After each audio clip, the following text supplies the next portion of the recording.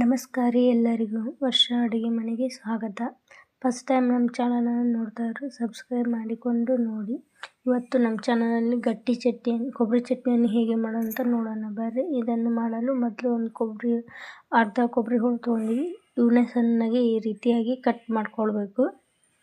ಸ್ವಲ್ಪ ಆದಷ್ಟು ಸಣ್ಣಗೆ ಕಟ್ ಮಾಡ್ಕೊಳ್ರಿ, ಇಲ್ಲಾಂದರೆ ಬೇಗ ಚಟ್ನಿ ಸಣ್ಣ ಆಗೋದಿಲ್ಲ ಜಾರ್ನಲ್ಲಿ. ಅದರಿಂದಾಗಿ ಈ ರೀತಿ ಸಣ್ಣ ಹೋಳಾಗಿ ಮಾಡ್ಕೊಳ್ರಿ. ಈಗ ಇನ್ನೊಂದು ಬಟ್ಲಕ್ಕೆ ಹಾಕಿಟ್ಕೊಳ್ರಿ. ಈಗ ಖಾರಕ್ಕೆ ಬೇಕಾದಷ್ಟು ಮೆಣಸಿನ್ಕಾಯಿ ನಾವು 4 ಮೆಣಸಿನ್ಕಾಯಿ ತೊಗೊಂಡಿವಿ.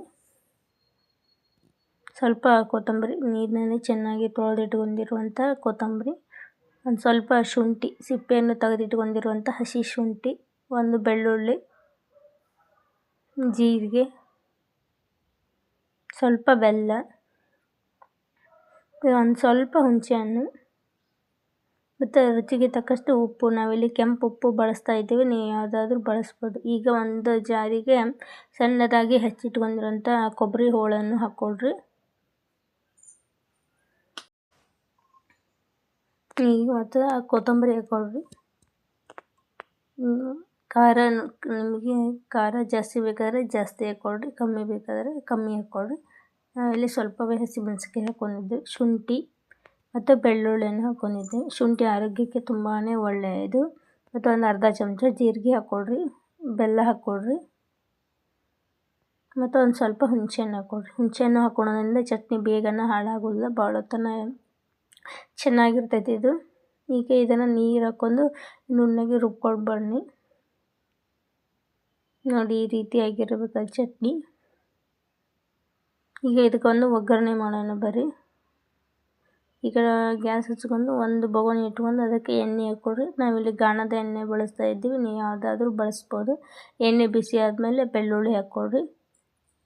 ಬೆಳ್ಳುಳ್ಳಿ ಎಣ್ಣೆಯಲ್ಲಿ ಸ್ವಲ್ಪ ಹುರಿದ ಮೇಲೆ ಸ್ವಲ್ಪ ಸಾಸಿವೆ ಹಾಕ್ಕೊಳ್ರಿ. ಸಾಸಿವೆ ಚಟಪಟ ಅಂತ ಸಿಡಿದ ಮೇಲೆ ಜೀರಿಗೆ ಹಾಕ್ಕೊಳ್ರಿ. ಈಗ ಇವೆಲ್ಲನೂ ಎಣ್ಣೆಯಲ್ಲಿ ಹುರ್ಕೊಳ್ರಿ.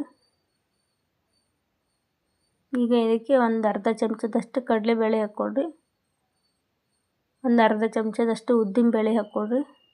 ಈ ರೀತಿ ಹಾಕ್ಕೊಂಡು ಚಟ್ನಿಗೆ ಒಗ್ಗರಣೆ ಮಾಡೋದ್ರಿಂದ ಚಟ್ನಿ ತಿನ್ನೋದನ್ನ ಆವಾಗ ನಡ್ಬರ್ಕ ಉದ್ದಿನಬೇಳೆ ಕಡಲೆಬೇಳೆ ಸಿಗ್ತಾವೆ, ಅದೊಂಥರ ಟೇಸ್ಟ್ ಚೆನ್ನಾಗಿರ್ತದೆ. ಅದರಿಂದ ಇವನ್ನು ಹಾಕ್ಕೊಳ್ರಿ. ಇವೆಲ್ಲವನ್ನು ಚೆನ್ನಾಗಿ ಹುರ್ಕೊಳ್ರಿ.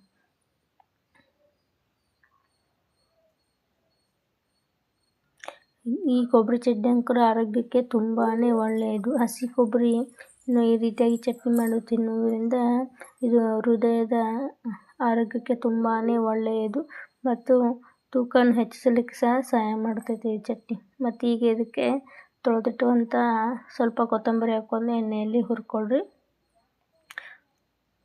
ಈಗ ನೋಡಿ ರುಚಿಕರವಾದ ಆರೋಗ್ಯಯುತವಾದ ಕೊಬ್ಬರಿ ಚಟ್ನಿ ಈಸ್ ರೆಡಿ. ನೀವು ಒಮ್ಮೆ ಮನೆಯಲ್ಲಿ ಟ್ರೈ ಮಾಡಿ ಹೇಗೆ ಬಂತು ಅಂತ ಕಮೆಂಟ್ ಮಾಡಿ ತಿಳಿಸಿ.